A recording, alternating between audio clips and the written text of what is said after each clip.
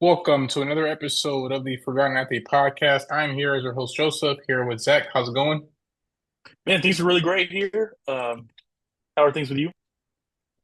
Can't complain. Things are going well. Cannot complain. Cannot complain. So, we got a lot of topics to talk about today in terms of the NFL with the Knicks and the Niners. Those are going to be our three main ones, and then obviously we'll get to the Bears um, later. But first, is there a spot you want to kick off? I was just going to talk about Tua and the Brian Flores situation. Or was there any point that you wanted to talk about though? No, we can Yeah. start. I'll let you go first. You can kick things off here. Yeah, so Tua was on the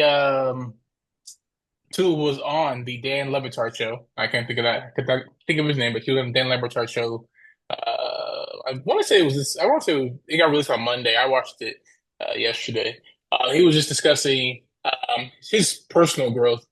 And along that, he discussed his situation between Brian Flores and then his situation now with Mike McDaniels. And pretty much he summed it up saying, I know most of us have heard it, but pretty much he summed it up saying Brian Flores was not good for him just because of how he talked down on him on a consistent basis.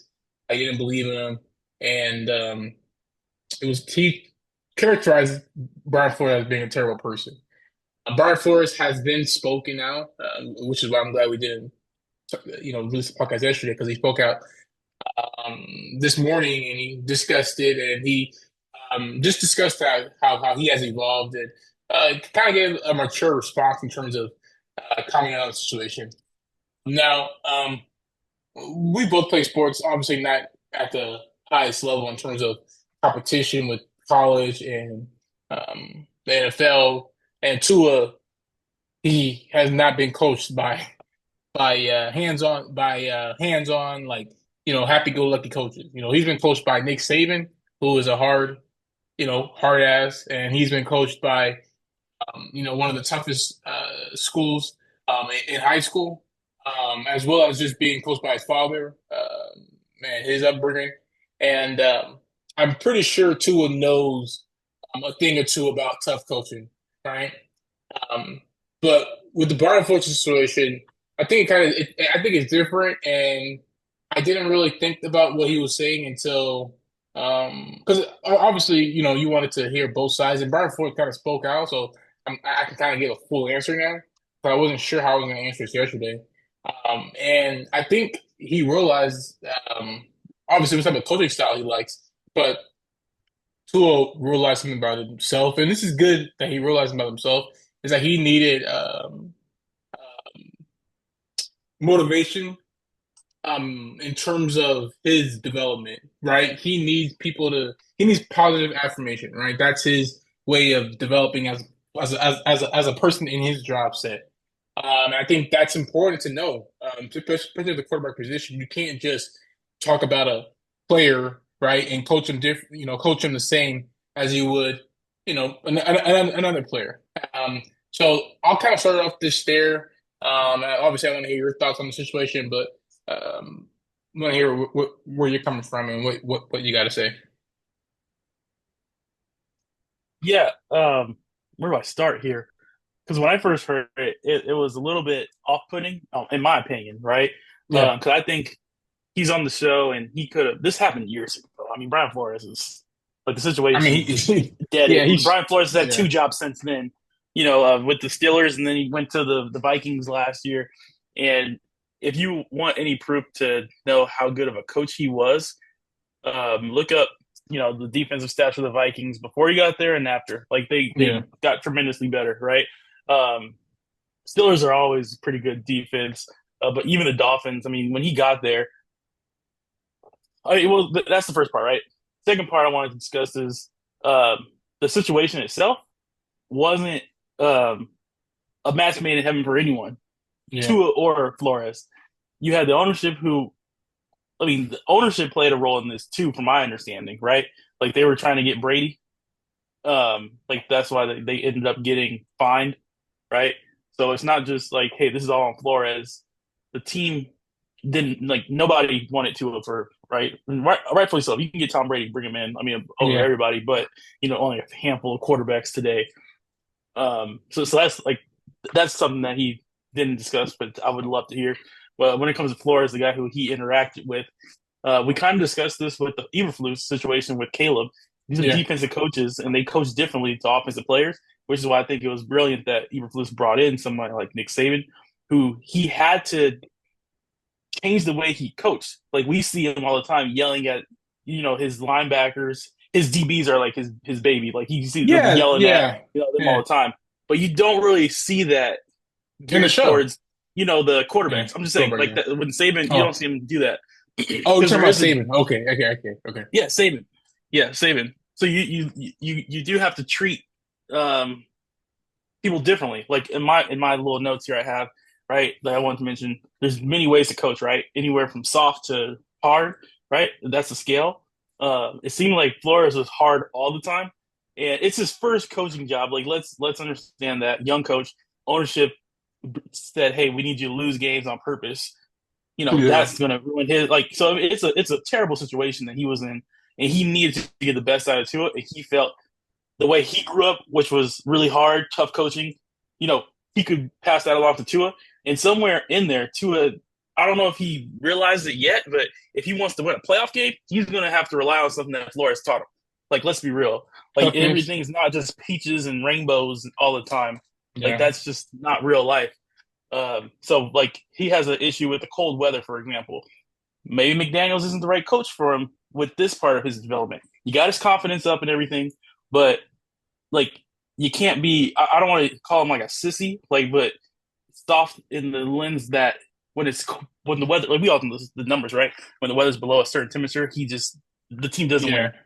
win, I right? think you're And, onto and, and something. that's like I'm not trying to be disrespectful to him. It's just there's times when you need some loving, but then there's times when you need some like harsh criticism, which is only going to be your improvement at your job. Like this is a job at the end of the day. He gets paid a whole bunch of millions. It seemed like all this has changed since he got his money. Because I mean, even the pay me the money thinger that he did at practice, like that was off. Like to me, I thought that was kind of cringe. Um, but this is, I guess he feels like he made it now, and I hope he understands. The Dolphins will replace you if you don't start winning playoff games. Like Yeah. that's just the matter. Like that's just the nature of the beast. I mean, I think we're gonna see a lot of these quarterbacks who are getting paid now. We're gonna start to see some teams do what the Broncos are doing, taking the hit and just moving on from the quarterback. I mean, Mm-hmm. the Broncos have an $85 million cap hit for Russell Wilson over the next two Yeah. seasons, and they're not crying about it. They just draft. And we're gonna talk about it next, but they just drafted their hopefully they drafted their quarterback replacement. Their quarterback of the future with Bo Nix.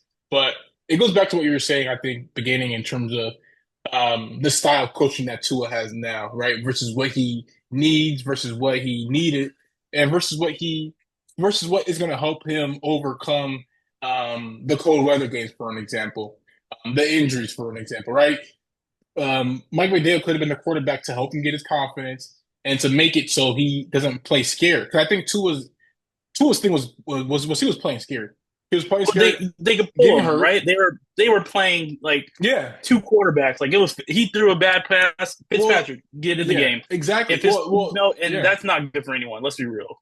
But I think to kind of double down on that, him playing scared, he was he had overcome one of the most severe injuries you could have In college, in any life, like that hip injury that he had. It's tough to come back from just at a normal level, but to kind of translate that to play in the NFL and be an NFL starting quarterback. I mean, there's some fear playing out of that, and then his concussions. So Tua, yeah, listen. I'm not trying to make excuses for Tua, but what I am trying to say is you're on to something in terms of Mike McDaniel being the coach that he needs for him right now.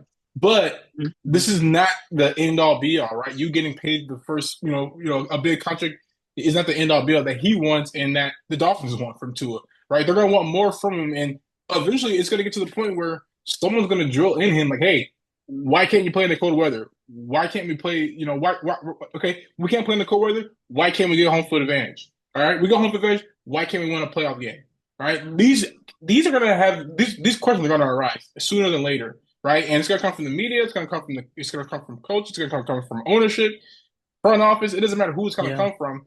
He's gonna have to fess up to this, and that's where Brian Flores, I think, I, may have handled it, differently than what other people would have done, but this is where he knew the bottom line. Hey, this guy's not good enough to get us to this place, right? And he just like, I'm gonna just, kill this guy's confidence, so he just will never own up to it. I'm not defending Flores. He could have too been trying to make him physically tough because we come back Physically from tough, like that's true. not physically tough, mentally tough. Excuse Mentally me. tough, yeah, Because that there is something to that when you see, and he's not going to say this publicly. Like you can't say, "Hey, I was trying to build his toughness." When he got there, he was, he heard fragile, that yeah, the fan base and we wanted Herbert. He heard that ownership was wanting Brady. yeah, Like I had to really show this guy some tough love. Like that's the way I don't know. I just think it goes to the way that Flores grew up. Him being a defensive coach, like defensive yeah. coaches are a little different than the offensive side coaches, like you see. But even so, I mean, if you look at like if you look at other teams around the league, I think there's that niceness of with coaching. It can go pretty far, but I don't think it can. I think I'm trying to figure out how to phrase this correctly. I think there's a ceiling to it.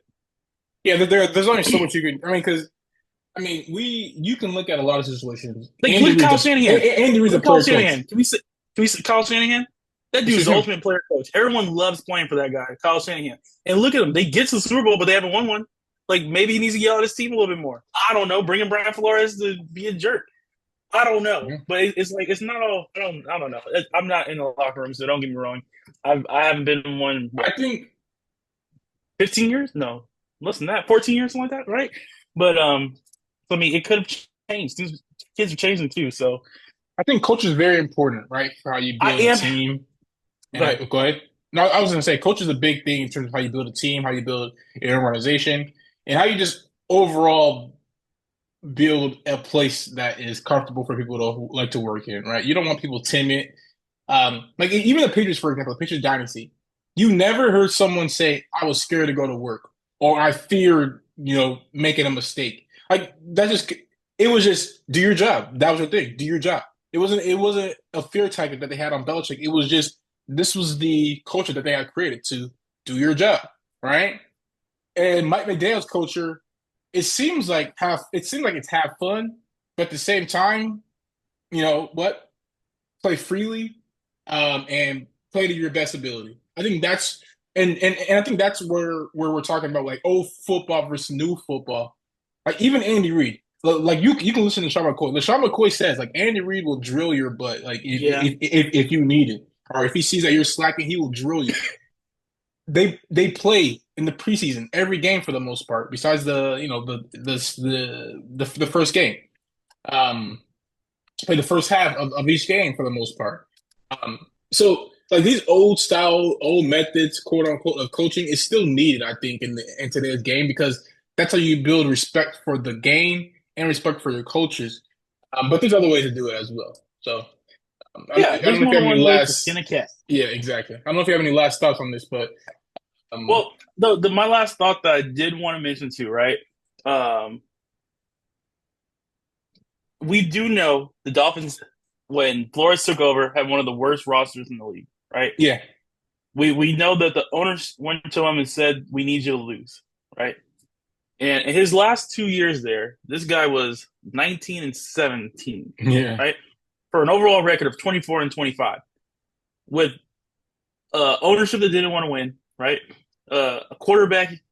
It, we didn't know Tua was the answer. We didn't know Ryan Fitzpatrick, whoever it was, right? We didn't know the quarterback situation. They didn't have Tyreek Hill, right? They didn't have, I don't even know who their right? receivers were. I know they had Kenny I, Stills. so That I was about mean, it. That's the only it receiver I can wasn't the name. roster. It was not the roster they have today, right? Yeah. And then if I go over to Mike McDaniel's record, he's 20 and 14. Yeah. I saw that too. And you gotta give him. He has Tyreek Hill. Raheem Mostert set a record last year for touchdowns. We know how good he is when he's healthy. Waddle, like all the defensive players that they have with names, like they're a much different team Yeah. than they were, and similar results. So I find that really interesting. Um, that Tua chose to speak out on like the difference in coaching, and because I would have expected them to have much more success. I was like Yeah, thinking about, it, I was like, wait, maybe the Dolphins were just really bad with Tua early on, and I'm looking at it and I'm like, wait, hold up, this guy second in the AFC East his first year, and then third in the AFC East, yeah. and then if And you then fast and forward then they, since then, second and second, and I'm like, yeah, you guys need to get better. Yeah, yeah, I mean, you got better because of the talent, but not like coaching. You know what I mean? Like that's the yeah. crazy thing. I think the media doesn't want to be too sensitive. I mean, too aggressive on Tua, just because of the importance of mental health and whatnot. But I think I was going to point that out too. Like they've won the same amount of games in the past 2 seasons, from Brian Flores to Mike McDaniel. So